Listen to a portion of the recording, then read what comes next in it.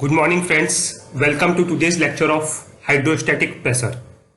Friends, आज के इस लेक्चर में बेसिकली हम ये समझेंगे कि हाइड्रोस्टैटिक प्रेशर क्या होता है, इसका क्या सिग्निफिकेंस है और फ्लूइड डायनेमिक्स में बेसिकली कैलकुलेशंस करते टाइम हम इसको कैसे यूज करते हैं.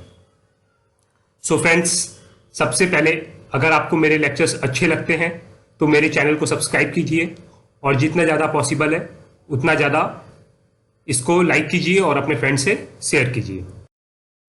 सो फ्रेंड्स, सबसे पहले हम बात करते हैं कि हाइड्रोस्टैटिक प्रेशर क्या होता है. Friends, hydrostatic pressure is basically the pressure that is exerted by a fluid at equilibrium at a given point within the fluid due to force of gravity. Friend, hydrostatic pressure basically वो pressure होता है जो आपका water किसी भी material पे लगाता है due to the force of gravity. Like friends, इस डायग्राम को आप गौर से देखिए. मान लीजिए ये यहाँ पे मेरा कोई ऑब्जेक्ट प्लेस है, ये मेरा ऊपर मान लीजिए कोई मटेरियल भरा हुआ है जिसकी डेंसिटी रो है और ये हाइट h तक इस मटेरियल के ऊपर से भरा हुआ है. तो फ्रेंड्स, इसके ऊपर लगने वाला जो हाइड्रोस्टैटिक प्रेशर होगा वो बेसिकली होगा P is equal to rho into g into h, जहां पे P होगा मेरा प्रेशर, रो होगा density of the fluid, G होगा acceleration of the gravity and H होगा height of the liquid column. So friends, always remember hydrostatic pressure is basically the pressure exerted by the water or the fluid that is present above a particular material due to the force of gravity. So friends, hope आपको hydrostatic pressure इसका concept बिल्कुल clear हो गया होगा. Friends, hydrostatic pressure increases in proportion to depth.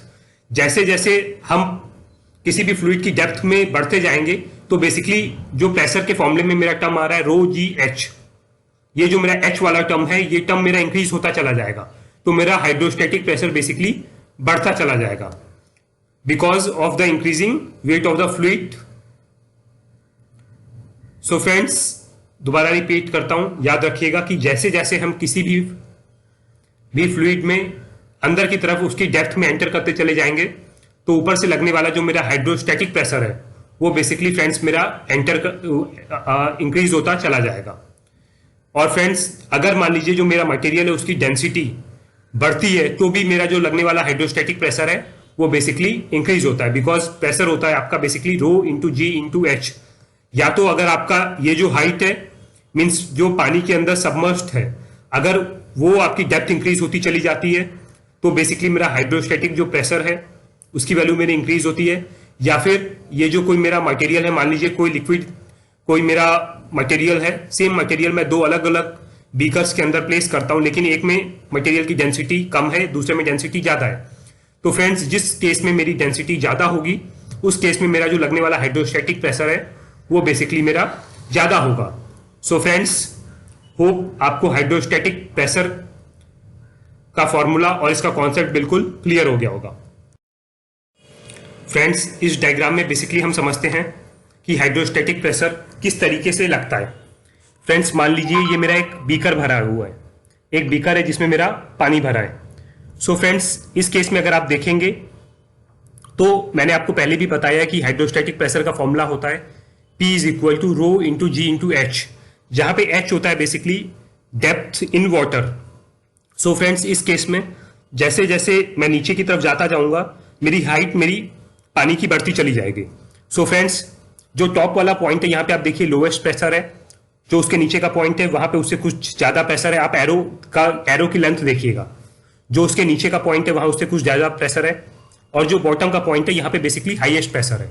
So friends, I think basically आपको अब ये concept बिल्कुल क्लियर हो गया होगा कि पानी में जैसे जैसे हम डेप्थ में जाते जाएंगे हमारे ऊपर बेसिकली जो लगने वाला हाइड्रोस्टैटिक प्रेशर है किसी भी मटेरियल के ऊपर वो बेसिकली इंक्रीज होता चला जाएगा बिकॉज जो हाइट है आपकी पानी की वो बेसिकली इंक्रीज होती चली जाती है. ज्यादा समझने के लिए फ्रेंड्स ये बाजू वाला आप एक एग्जांपल देखिए. यहाँ पे तीन अलग अलग एक बीकर है, सेम टाइप का बीकर है जिसमें पानी भरा हुआ है. ऊपर से आपका एटमॉस्फेरिक प्रेशर खाली लग रहा है और यहाँ पे मैं तीन जगह बेसिकली होल्ड कर देता हूँ.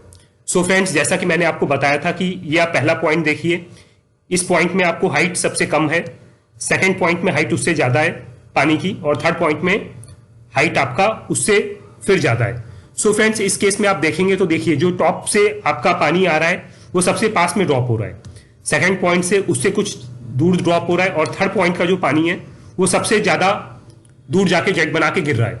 ऐसा फ्रेंड्स इसलिए हो रहा है क्योंकि मैं आपको बता चुका हूं कि हाइड्रोस्टैटिक प्रेशर बेसिकली सबसे ज्यादा इस थर्ड पॉइंट पे प्रेजेंट होगा, क्योंकि इस पॉइंट पे आपकी ऊपर के वाटर के सरफेस से हाइट सबसे ज्यादा है, और जैसा कि हमें पता है कि जितना ज्यादा हाइट इंक्रीज होती है उतना ही ज्यादा मेरा हाइड्रोस्टैटिक प्रेशर बढ़ता है। सो फ्रेंड्स, इस डायग्राम से होप आपको बिल्कुल क्लियर हो गया होगा कि जो बॉटम वाला पॉइंट है यहां पे हाइड्रोस्टैटिक प्रेशर सबसे ज्यादा होगा, और जो टॉप वाला पॉइंट है यहां पे हाइड्रोस्टैटिक प्रेशर सबसे कम होगा।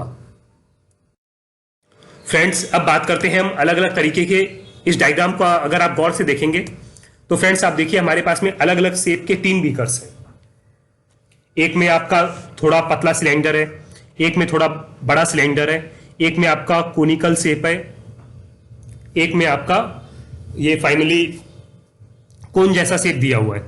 सो फ्रेंड्स, आप इन चारों के चारों शेप्स को देखिए तो इन सब में बेसिकली एक चीज कॉमन है, जो आपका पानी भरा हुआ है उसकी हाइट आपकी सेम है। इवन हर एक में क्वांटिटी जो वाटर की प्रेजेंट है वो अलग अलग है, लेकिन जो लेवल है पानी का जो हर एक में भरा हुआ है वो बेसिकली बिल्कुल सेम है। सो फ्रेंड्स, अगर आप नीचे देखेंगे तो आप देखिए हर एक का जो गेज है वो बेसिकली सेम प्रेशर की रीडिंग दिखा रहा है। हाँ फ्रेंड्स, ये डायग्राम मैंने बेसिकली यहां पे इसीलिए इनकॉर्पोरेट किया है ताकि आपके दिमाग में किसी भी तरीके का कंफ्यूजन ना रहे।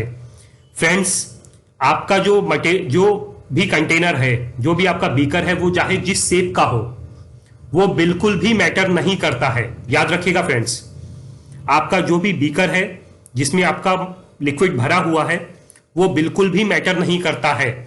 मैटर खाली में ये करता है कि जो लिक्विड है वो किस हाइट तक भरा हुआ है। फ्रेंड्स, दोबारा रिपीट करता हूं, हाइड्रोस्टैटिक प्रेशर का फॉर्मूला मैं आपको बता चुका हूं, basically P is equal to rho into g into h. अच्छे से फॉर्मूला देखिए फ्रेंड्स, यहां पे एक टर्म आता है एच हाइट, मींस अगर मेरे अलग अलग तरीके के बीकर्स जैसे इस केस में दिए हुए हैं, हर एक में अलग अलग क्वांटिटी का पानी भरा हुआ है, अलग अलग वॉल्यूम ऑफ वाटर प्रेजेंट है, लेकिन फ्रेंड्स याद रखिएगा हाइट हर एक केस में सेम है, और जैसा कि आपका हाइड्रोस्टैटिक प्रेशर का फॉर्मूला बोलता है वो केवल हाइट पे डिपेंड करता है।